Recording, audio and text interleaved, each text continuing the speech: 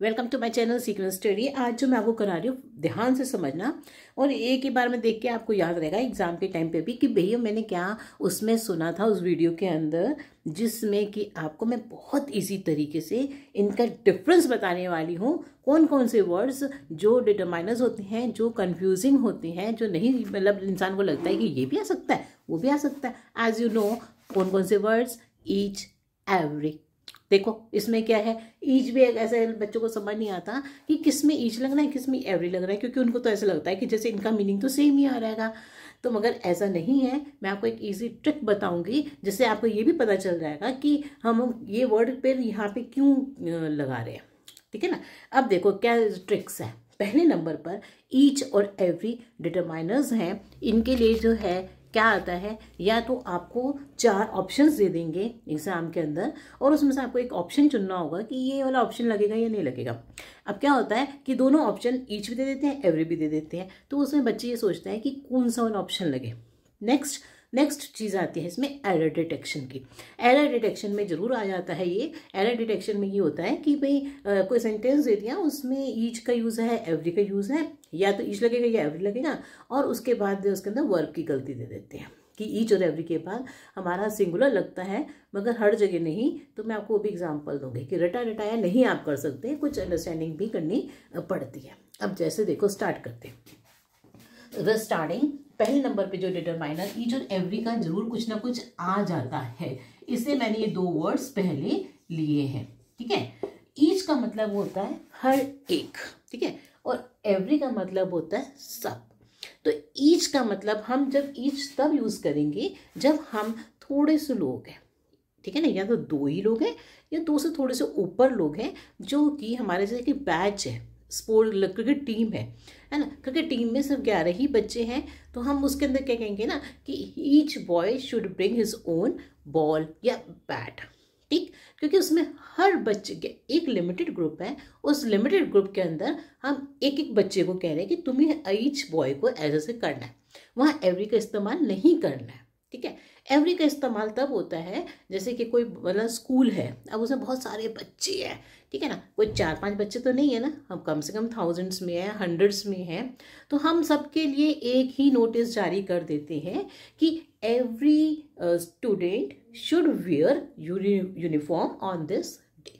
ठीक है ना, every student should be in uniform. आई बात समझ में, एवरी स्टूडेंट। तो यहाँ पर हमारे पास बहुत सारे बच्चे हैं, मतलब कि थाउजेंड्स हंड्रेड्स में हैं, और हम उस हर बच्चे को ये नहीं कह रहे हैं कि हम हर पूरे सब बच्चों को ये कह रहे हैं कि तुम्हें यूनिफॉर्म में आना है। वहाँ पे हम ईच का इस्तेमाल नहीं करेंगे। अगर मान लो क्रिकेट टीम है, उसके अंदर जो है 11 ही बच्चे होते हैं, तो हम हर उस 11 एक बच्चे में से एक एक बच्चे को कह रहे हैं कि ईच स्टूडेंट को हमें ये करना है। ठीक है, ये होता है आपका ईच और एवरी का डिफरेंस। कोई सेंटेंस जिसमें आप कंफ्यूज्ड हैं कि भाई ये ईच लगेगा कि every, please ask me in the comment box. हमेशा क्लियर करके चलना। दूसरे नंबर पे इसमें एरर में क्या आ जाता है, ये एरर में क्या आ जाता है कि कोई सेंटेंस दे रखा है जो कि ईच से शुरू हो रहा है या एवरी से शुरू हो रहा है, तो उसमें क्या करते हैं वो आगे गलती कर देते हैं वर्ब की क्या गलती कर देते हैं कि वर्ब में ईच एवरी के बाद हमारा हमेशा वर्ब क्या होना चाहिए, सिंगुलर आना चाहिए।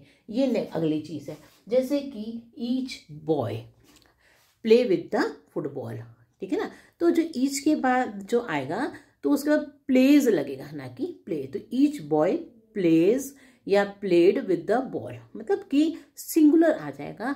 वर्ब जो होगा ईच एवरी के बाद वर्ब सिंगुलर लगेगा। तो एक गलती यहाँ भी दे देते हैं वो।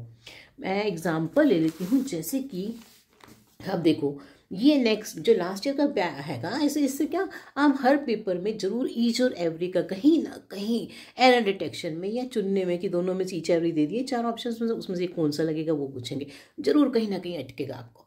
ठीक है। अब जैसे लास्ट ईयर का जो पेपर है उसमें ये दे रखा था कि वेयर वर्ड्स फेल, जहाँ पे शब्द क्या हो जाते हैं, फेल हो जाते हैं, बोल नहीं पाते। म्यूजिक स्पीक लिखा है इसके अंदर, म्यूजिक बोलता है। इसको आपने देखो, अब इसमें क्या होता है, where words fail music speak, इसमें कोई ऐसा नहीं है कि हमें पता चले कि भी कहाँ गलती है। पर ऑटोमेटिक आप अपने दिमाग में रखो, जब आप कंफ्यूज्ड हो जरा से भी तो आप उसको हिंदी में कन्वर्ट कर लो। कैसे? वेयर वर्ड्स फेल, जहाँ शब्द फेल हो जाते हैं। म्यूजिक स्पीक, म्यूजिक बोलता है। आपने क्या बोला? म्यूजिक स्पीक, म्यूजिक संगीत बोलता है, बोलता है नहीं बोला। तो इसका मतलब क्या हुआ कि ये सिंगुलर है, म्यूजिक बोलता है, तो क्या आ जाएगा हमारा? Music speaks. ये गलती है इसके अंदर, ठीक है ना। अब देखो उसके बाद ईच बैच विल कंटेन। अब देखो मैंने बताया था ना कि हर बार ईच और एवरी के बाद आप एकदम अंधों की तरह ये मत सोच लेना कि यहाँ सिंगुलर लगाना है या प्लूरल लगाना है। अब इसमें देखो कोई गलती नहीं है। Each batch will contain, her batch में होंगे, होगा नहीं बोलते ना, हर बैच में होंगे ओनली 5 स्टूडेंट्स। तो यहाँ भी देखो ईच बैच विल कंटेन कर दिया। अगर विल कंटेन बिल्कुल ठीक है, आप ये नहीं लिख सकते ईच बैच। अगर लिखा होता ना ईच बैच कंटेन, तब तो हो जाता गलत। ईच बैच कंटेन्स बोलते हैं कि हर बैच में ये है, मगर जब विल लिखती है ना तो ये प्लूरल लगेगा आपका कंटेन। तो इसमें कोई गलती नहीं है कि आप कहेंगे जी ईच के बाद तो कंटेन लिख दिया है, यहाँ आपने लगा दी लाइन, तो आपका हो गया गलत।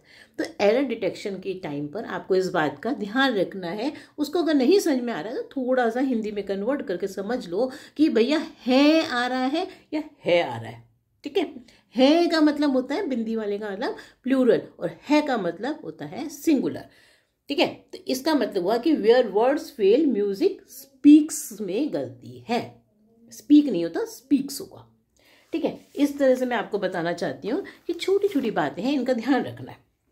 तो ये ट्रिक है कि आपको नहीं समझ में आया कि भाई यहाँ पे जो वर्ब है, सब्जेक्ट वर्ब एग्रीमेंट जो आपने पढ़ा हुआ है, कि भाई उसमें सिंगुलर वर्ब आएगा कि प्लूरल वर्ब आएगा, तो आप उसको हिंदी में कन्वर्ट करके ये देख लो कि भाई जो हमने करा है वो उसमें है की आवाज़ आई या है की आवाज़ आई, ठीक है। अब देखो ईच और एवरी के बाद ऑल और बोथ। ऑल का मतलब होता है सब, और बोथ 2 ही जनों के लिए आएगा हमेशा, ठीक है। रूल्स तो बहुत सारे हैं, मगर अब इतना टाइम नहीं है कि मैं आपको मतलब सारी क्लैरिफिकेशन जो इम्पोर्टेंट है, जिनका आने के काफ़ी चांसेस होते हैं, जो रिपीट होते हैं, मैं आपको वर्ड्स करा रही हूँ, क्योंकि ये तो बेसिक चीज़ें हैं कि बहुत ज़्यादा डीप आपके पास अब टाइम नहीं है। ऑल का मतलब होता है सब, और बोथ का मतलब होता है 2 जनों के लिए। तो बोथ हमेशा 2 जनों के लिए ही आएगा। Both Ram and Sita went to the college, जो भी। ऑल का मतलब ऑल ऑफ द ज़्यादातर यूज़ होता है, ऑल ऑफ द पीपल। अब इसमें जो है ना क्या होगा, ऑल के साथ क्या लगता है ना, प्लूरल लग जाता है, ऑल ऑफ द पीपल, ठीक है ना। तो हम प्लूरल लेके चलते हैं। अब नेक्स्ट पे आ जाओ, जो आगे है आइदर और नाइदर।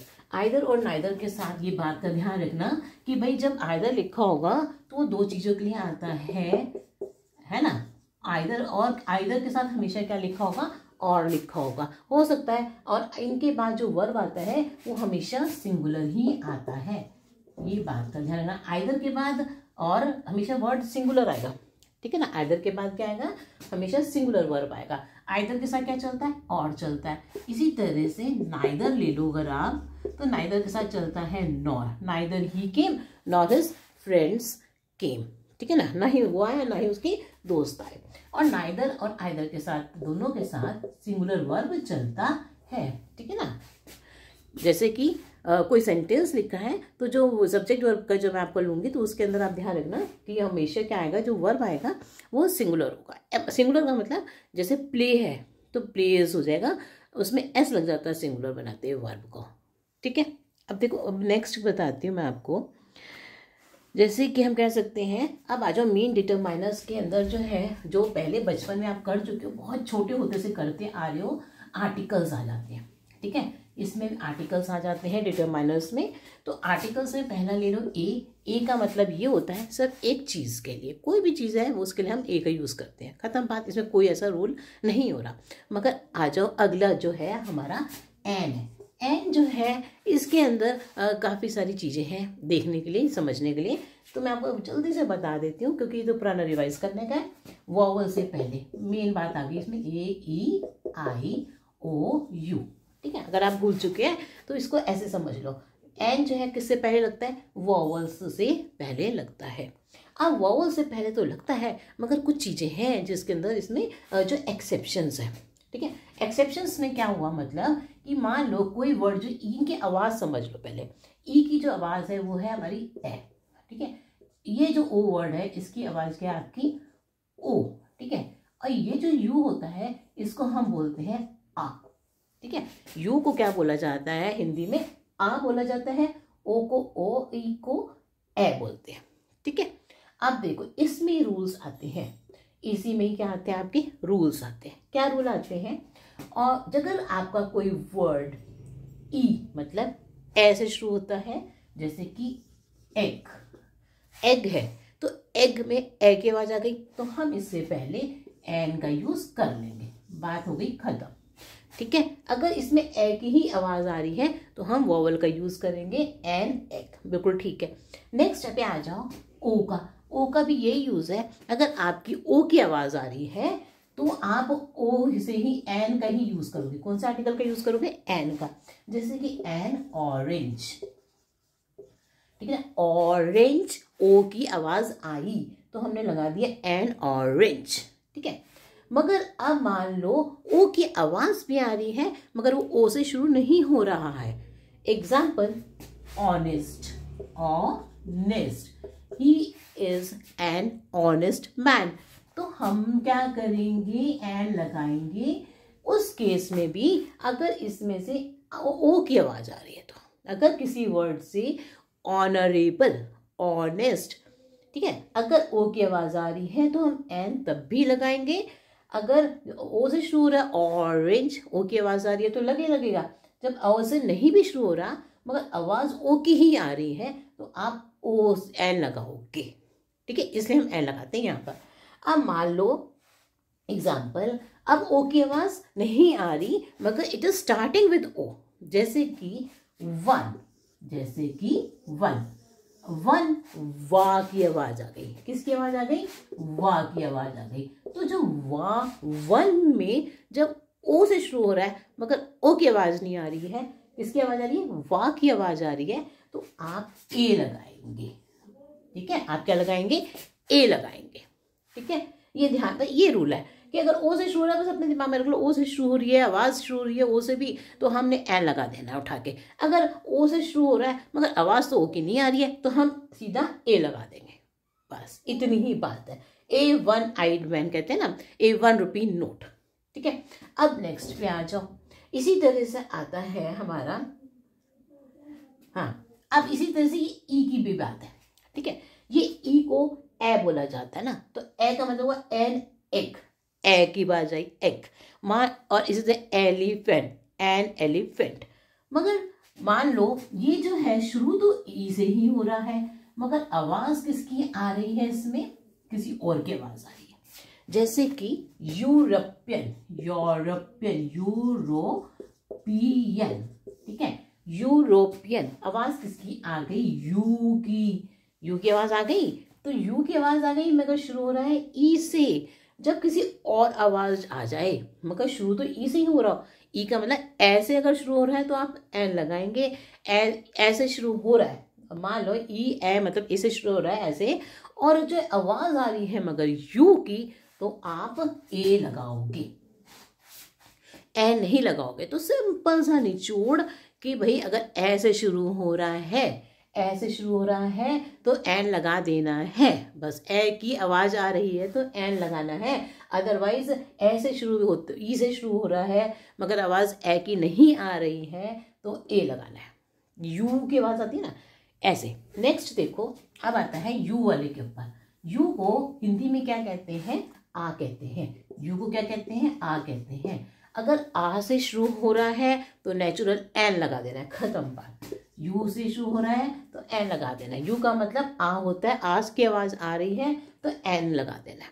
तो मतलब जैसे कि एन अम्ब्रेला, अम्ब्रेला, अम आ गया ना, अम्ब्रेला, तो एन अम्ब्रेला।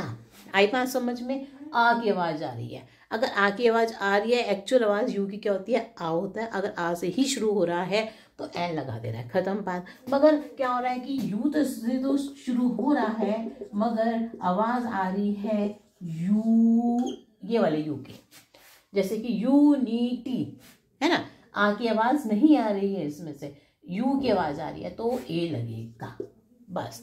अगर आ की आवाज आ रही है तो एन लगेगा, यू की आवाज आ रही है तो ए लगेगा। सिंपल बात, खत्म। तो ये है आपकी आर्टिकल्स की बात। अब इसके बाद आ जाओ दा के ऊपर। तीसरा आर्टिकल क्या होता है, ए एन दा। देखो टाइम तो कम है, नहीं तो मैं आपको बहुत डीपली करा देती कि कभी भी आपके किसी में भी कोई ग्रामर में कोई गलती ना आती। दा आर्टिकल के वो मतलब बस ये याद रख लो, रिवर्स के नाम के पहले, माउंटेन्स के नाम के पहले, सन मून अर्थ के नाम के पहले, प्लैनेट्स के नाम के पहले, इन सब के पहले क्या लगना है, द आर्टिकल का यूज होना है। ठीक है ना। किसी का टाइटल है अशोक द ग्रेट, इस तरह से। पर इनमें क्या होता है ना, ये आर्टिकल्स की गलती में ए एन द में यही ज़्यादा आते हैं। और एक गलती जो आ जाती है, जो 10th के हिसाब से है, वो आ जाती है आपकी कि अगर सुपरलेटिव डिग्री लिखी है तो उससे पहले दा लगेगा, तो एरर आती है ज़्यादातर इसमें। ठीक है, जैसे कि he is the best student, he is the best student है, तो बेस्ट क्या है, सुपरलेटिव डिग्री है, गुड, बेटर, बेस्ट। तो गलती ज़्यादातर एरर की आपको कहाँ मिलेगी ना, इस तरह के सेंटेंस आते हैं जिसमें कि आपको सुपरलेटिव डिग्री दी होती है और इसके आगे कोई भी आर्टिकल लिखा होता है ए एन, तो वो गलत है। हमेशा सुपरलेटिव डिग्री से पहले द आर्टिकल का यूज होता है। तो ये आपको एरर करेक्शन में आ सकता है। ठीक है, ये लेवल आता है। नेक्स्ट देखो, अब ये तो हो गई हमारी डिटरमाइनर्स में आर्टिकल्स की बात, ईच एवरी की बात हो गई। अब एक वर्ड ले लो, अब अदर और अनदर। अदर है और अनदर है। मैं आपको इसी तरह से कुछ एक्सरसाइज के शॉर्ट डाल दूंगी, एक्सरसाइज में मैं आपको सेंटेंसेस लिख दूंगी, आप अपने आप से उनको चॉइस करना और प्लीज़ उस शॉर्ट को देखना, तभी आपकी फटाफट से प्रैक्टिस हो जाएगी कि आपको कितना समझ में आया है।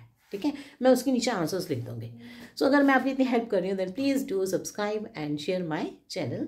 आप देखो, अदर है, अनदर है। अदर आता है दूसरे, अदर का मतलब होता है दूसरा, और अनदर का मतलब होता है कि जैसे कोई चीज़ है, वही सेम चीज़ उसको चाहिए। जैसे कि आई वॉन्ट, मैं चाय कॉफ़ी पी रहा हूँ, आई एम ड्रिंकिंग कॉफ़ी, ठीक है ना, I want another cup of coffee, तो कॉफ़ी ही मांग रहा हूँ मैं दोबारा से। तो वही चीज़ को अगर दोबारा मांगा जाए तो आता है अनदर। अदर कब आता है, अदर का मतलब होता है दूसरा। जैसे कि I like T but others in the party liked coffee, पर दूसरों को क्या पसंद आई, कॉफ़ी पसंद आई। तो अदर का मतलब हुआ दूसरा। अनदर हम यूज़ करते हैं कि अगर हम एक ही चीज़ दोबारा मांग रहे हैं। ठीक है, अब इसी तरह से आता है हमारा कौन से वर्ड, ऐसे तो बहुत सारे होते हैं। देखो, अब फ्यू आ गया, मान लो अब अगला वर्ड आ गया। मैं आपको इसका बता देती हूँ, फ्यू और लिटिल के बीच में डिफरेंस। अगर लिटिल का मतलब होता है थोड़ा, ए लिटिल का मतलब उस थोड़े में से भी और थोड़ा हिस्सा। मतलब कि आपके पास सिर्फ 5, अब एक गाय है, वो दूध देती है और उस दूध में से उसके बछड़े को उसका थोड़ा सा दूध पीने के लिए दिया जाता है, तो उसे कहते हैं अ लिटिल। मतलब अब थोड़ा ही दूध दिया है उसको, है तो उसके पास थोड़ा सा दूध गाय के अंदर, और वो उसको थोड़ा सा ही पीने के लिए देते हैं, मतलब हटा देते हैं पीने के से, तो उसको कहते हैं अ लिटिल। मतलब लिटिल में से भी आ लिटिल। और जो तीसरा होता है वो होता है द लिटिल। द लिटिल का मतलब होता है कि आपके पास जितना थोड़ा सा है वो सारा का सारा। जैसे कि I have the money, I have the little money, I gave the little money, मैंने वो उतने पैसे दे दिए, विच आई हैड अर्नड, जो मैंने कमाए थे। I give the little money which I earned, जो मैंने कमाए थे थोड़े से पैसे, वो मैंने सारे के सारे दे दिए। मतलब जो थोड़े से में जो थे वो सारे के सारे दे दिए। तो द लिटिल का मतलब कि अगर आप सब कुछ थोड़ा सा है और वो सारा का सारा दे देते हो, तो वो द लिटिल होता है। और लिटिल जो है क्वांटिटी के लिए आता है, लिटिल मतलब थोड़ा। ठीक है, और लिटिल का मतलब होगा जैसे कि ही हैज़, कुछ भी हम कह सकते हैं कि लिटिल है, थोड़ा सा है, he has little amount of money, कुछ भी है, उसके पास थोड़े से पैसे हैं। ये तो नहीं हम कह रहे हैं ना कि वो दे रहा है सारे के सारे पैसे, या उस सारे के सारे पैसे का कुछ ले रहा है, ऐसा तो नहीं है ना। तो ही हैज़ लिटिल मनी, कुछ भी आ सकता है।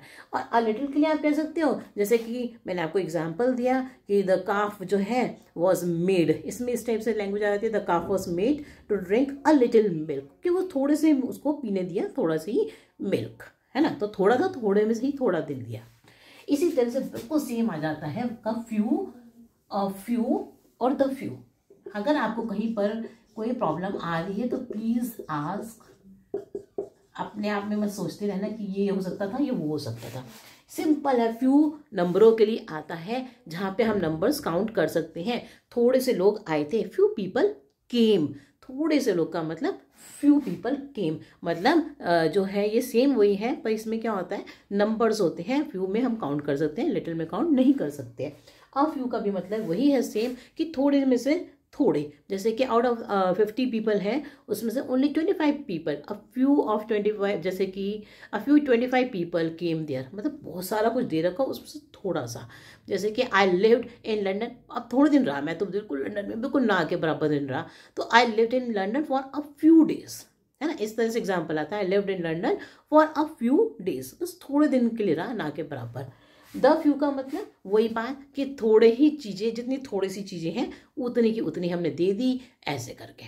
The few pen I had, I gave it to the, कुछ भी कह दो, ठीक है ना, I gave to the bag, कुछ भी। द फ्यू क्योंकि पेन हम गिन सकते हैं, the few pen I had, I gave it to the students, कुछ भी मैंने स्टूडेंट्स को दे दिया, तो जो चीज़ थी मेरे पास मैंने पूरी की पूरी दे दी, ठीक। इस तरह से आता है। इसी तरह से आप आ जाओ, वर्ड आते हैं सम और मैनी। सम और एनी, पहले सम और एनी बहुत ज़्यादा यूज़ होती हैं। सम कहाँ यूज़ होना है, ये वाला डिटरमाइनर बहुत ज़्यादा आते हैं। सम का यूज़ ज़्यादातर पॉजिटिव सेंटेंसेस में आता है, जहाँ पे हाँ होती है। हाँ का मतलब जैसे कि ही है, मतलब कुछ भी चीज़ है, please give me some sugar, ये जैसे हम काउंट नहीं कर सकते उनके लिए भी आता है, please give me some sugar, थोड़ी सी शुगर मुझे दे दो, है ना। तो इसमें क्या है ना, मगर एनी का यूज़ क्या होगा, ज़्यादातर क्या होगा ना, नेगेटिव सेंटेंसेस में आएगा। और साथ में कब आएगा, जैसे कि he did not give me, he did not, not आ गया तो नेगेटिव आ गया, he did not give me any money, उसने मुझे कोई पैसे नहीं दिए, तो हो गया नेगेटिव सेंटेंस में। दूसरे इसके अंदर एक और भी बात होती है, कि कोई सेंटेंस वो नेगेटिव में नहीं लिखा होता सेंटेंस, मगर उसका जवाब जो है आपको कंफर्म नहीं होता कि वो प्लस पॉजिटिव में आएगा या नेगेटिव में आएगा, मतलब हाँ में आएगा या ना में आएगा। मतलब कि जैसे कि please give me any advice you have, है ना, कोई एडवाइस है तुम्हारे पास क्या, तो can you give me some advice, can you give me any advice you have. अब तुम्हें इसमें क्वेश्चन मार्क आएगा, तो उसमें ये वो का जवाब होगा कि हाँ भी हो सकता है ना भी हो सकता है, तो वहाँ हम एनी का यूज़ करते हैं। सेंटेंस क्या होगा वो, मतलब उसमें लिखा होगा, उसमें नो नहीं लिखा होगा, उसमें लिखा होगा कि भाई क्या तुम मुझे कोई जवाब दे सकते हो या कभी मुझे कुछ सलाह दे सकते हो। अब तुम्हें नहीं पता कि वो हाँ में बोलेगा जवाब, ना में बोलेगा, तो वहाँ पे जो है ना उसमें क्वेश्चन मार्क होगा, आप एनी का यूज़ करना। मैं आपको कह रही हूँ, मैं आपको बहुत सारे एग्जांपल्स लिख के दूंगी शाम को, डिटरमाइनर्स भी टेस्ट बना दूंगी, प्लीज़ डू दैट, आपकी बहुत ज़्यादा प्रॉब्लम सॉल्व हो जाएगी। मैनी, अब आता है एक डिटरमाइनर मैनी। मैनी में का मतलब होता है जब हमारे पास, मैनी का ना बहुत सारी, और इसमें हम क्या करते हैं, मैनी का मतलब जैसे ही हैज़ मैनी बुक्स, उसके में बहुत सारी बुक्स हैं, है ना, तो इस तरह से भी ठीक हो जाता है, वो बिल्कुल मतलब कि नंबर है, काउंट कर सकते हो आप बुक्स को, तो नंबर्स जब हम काउंट कर सकते हैं तो मैनी। अब इसमें कोई ज़्यादा वो नहीं है प्रॉब्लम। और इसी तरह से अगर आपको इसका मीनिंग बताऊं, जैसे कि ये वर्ड होता है देयर और देयर वाले में, ठीक है। अब एक और चीज़ें हैं, एक पॉजेसिव वाले आती है इसमें, इट्स और इट, ये कई बार बच्चों को नहीं पता होता कि इनका डिफरेंस क्या है। इट्स का मतलब मेरा, इट्स माइन, ये मेरा है। इट, और ऐसे कॉमा डाल के इट, इसका मतलब होता है इट इज, ऐसे लिख, इसका मतलब होता है इट इज, और इसका मतलब होता है सर इट्स, ये मेरा है, ठीक है। इट इज योर्स, ये तुम्हारा है, इसका मतलब होता है इट इज योर्स, ऐसे हम बोलते हैं ये तुम्हारा है, इट्स माइन, ठीक है ना। इसके अंदर ना आ जाता है इसका यूज हो जाता है, ठीक है ना, ये उस का वर्ड हो जाता है ना, या उसकी, ऐसा मतलब होता है इस वाले का, उसकी की लग जाता है इसमें, का की, इसका मतलब, ठीक है। सो मेरे हिसाब से तो मैंने सारे करा दिए आपको। Any problem please ask me in the comment box. Thank you for watching my video.